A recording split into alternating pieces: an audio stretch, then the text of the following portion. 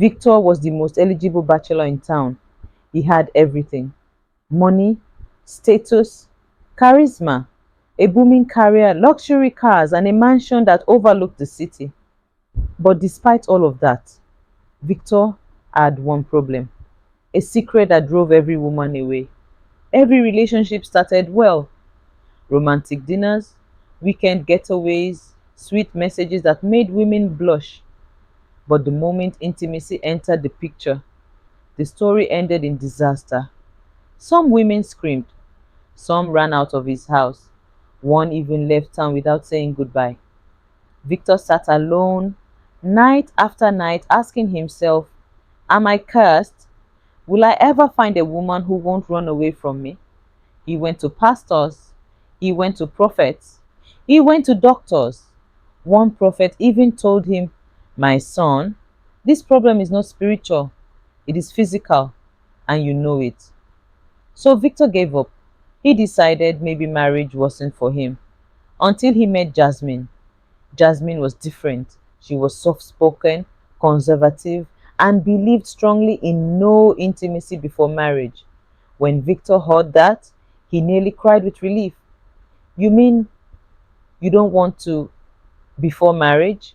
He asked nervously. Jasmine shook her head. No, I believe in waiting. For the first time in years, Victor smiled with hope. This was it. Finally, the one woman who wouldn't run away. Their courtship was calm, respectful, and pure. A year later, they tied the knot in one of the grandest weddings the town had ever seen. Jasmine glowed in her white gown. Victor looked like a king. But when night fell, Victor knew he would face his deepest fear again.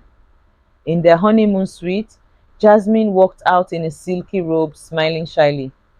You look beautiful, Victor whispered. Thank you, she said. The lights went out. Silence. Then a blood-curdling scream. Ah! The light snapped on. Jasmine stared at Victor, then fainted instantly. Victor panicked. He splashed water on her face. He shook her. He prayed. Nothing. Oh God, not again, he muttered as he rushed her to the hospital. When Jasmine woke up, she turned to the doctor and whispered in terror, please, don't let him in. The doctor was shocked. But he's your husband. Jasmine's hands trembled. Doctor, if you let him in, I'll die.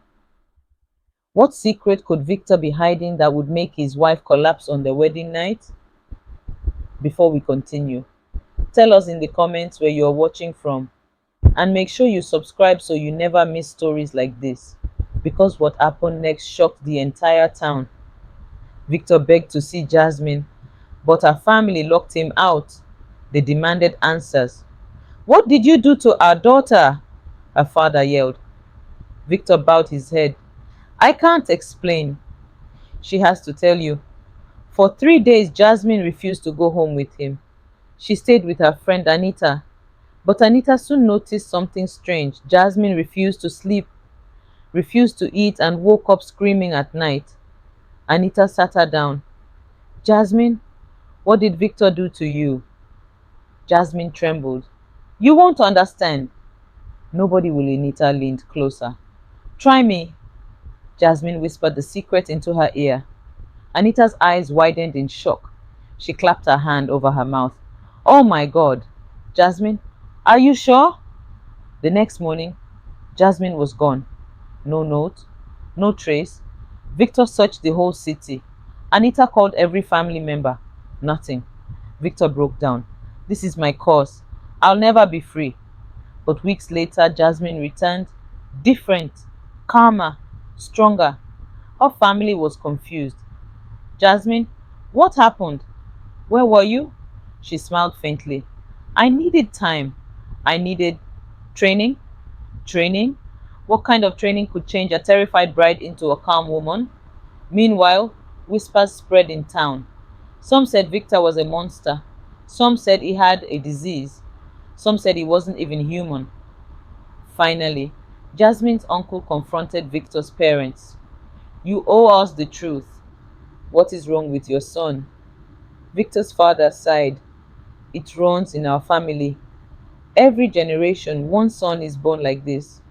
We prayed it would skip Victor, but it didn't. The uncle pressed harder. So you mean this has happened before? Yes, his father admitted. Even Victor's grandfather lived with this burden.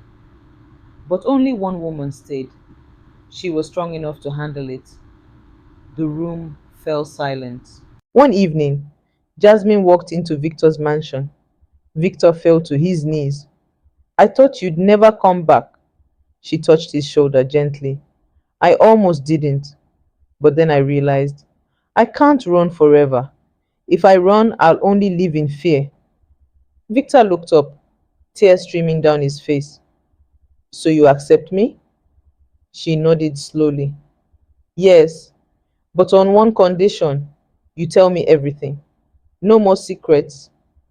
That night, for the first time, Victor spoke without holding back. He told her about the cars, about the whispers that followed him since childhood, about the strange nights when he felt less like a man and more like something unnatural. He confessed about the women before her, those who loved him at first but left the moment they saw the truth. Jasmine listened in silence, her heart racing, but her face calm. When he finished, she took a long breath. Victor, it's extreme. It's frightening. But it's you, and I chose you. Victor grabbed her hand as if afraid she would disappear again. Days turned into weeks. Jasmine stayed by his side, refusing to leave, but the truth was heavier than she expected. She saw the strange marks on his skin that glowed faintly under the moonlight. She heard the growls echoing from his chamber late at night when he thought she was asleep. And one evening, she followed him, only to find him kneeling before an old shrine, whispering prayers to spirits older than time. Jasmine shivered. She wanted to run, but instead she stepped forward. Victor, she said softly, let me carry this with you. If it's your burden, it's mine too. Victor turned, his eyes glowing faintly in the dark. For a moment, she didn't recognize the man she loved, but then his face softened and he whispered, then you are braver than all who came before you. Months later, Jasmine stood before her family smiling, holding Victor's hand. Everyone, I know you worried, but I am happy, happier than ever. Her father frowned. But what about the problem? Jasmine smiled. The problem is real, but love is stronger. I am no longer afraid. Her mother looked at her daughter with teary eyes. Child, you do not understand what you're holding on to. Jasmine squeezed Victor's hand tighter. I understand enough. I chose him. That night, while the family argued behind closed doors, Jasmine returned to her room. She stood before the mirror and unwrapped her shawl. For the first time, she saw it on her own shoulder, faint and glowing under the moonlight, the same mark Victor bore. She gasped. So this is it. Victor entered quietly, standing behind her. I tried to protect you, but it seems the curse has chosen you too. Jasmine turned to him, trembling. Then we are bound forever. Victor touched her cheek. Yes, and together, maybe we can change what destroyed so many before us. What exactly did Jasmine see that night? What was Victor hiding? Nobody outside their circle knows for sure. But one thing is clear. Sometimes love requires courage that others will never understand. Some say she sacrificed her freedom. Others say she saved his soul. Only Jasmine and Victor know the full truth, and they aren't telling. The next day, Jasmine's uncle, a respected elder in the village, called her aside. My child, you think love is enough, but do you know the price of binding yourself to a man touched by the old spirit? Jasmine stayed quiet. Her uncle sighed deeply. One day, the spirits will call their debt, and when they do, you must be ready to pay. She shivered. What debt? But her uncle turned away without answering. Weeks later, Jasmine and Victor were asleep when a strange sound filled the mansion, a deep, low humming like drums under the ground. Victor woke first, his body stiff. They've come. Jasmine sat up in fear. Who has come? Before he could answer, the walls shook and shadows crawled across the ceiling, forming strange shapes. Victor stood and shouted words in a forgotten tongue. The shadows froze, then slowly retreated into the dark. When silence returned, Jasmine clung to him, her body trembling. What? What was that? Victor looked away. My ancestors. They do not forgive, and now they know you are bound to me. The next morning, Jasmine's father and mother confronted her. Daughter, her mother cried, you must leave him. Before it's too late, Jasmine shook her head firmly. No, I've seen his pain. I won't abandon him. Her father's voice hardened. This is not about love anymore. This is survival. The curse will spread to you, then to our bloodline. Do you want to doom us all? Tears rolled down Jasmine's cheeks, but she whispered, love is worth the risk. A month later, the village celebrated the Festival of Spirits. Drums beat, fires burned, and masks filled the streets. But as Jasmine and Victor walked through the crowd, the flames bent toward them, and children screamed as their masks cracked apart. The chief priest approached them slowly. You should not be here, Victor. And you, Jasmine? You are already marked. The crowd whispered in fear. Jasmine held Victor's hand tighter, refusing to let go. That night, Victor took Jasmine deep into the forest.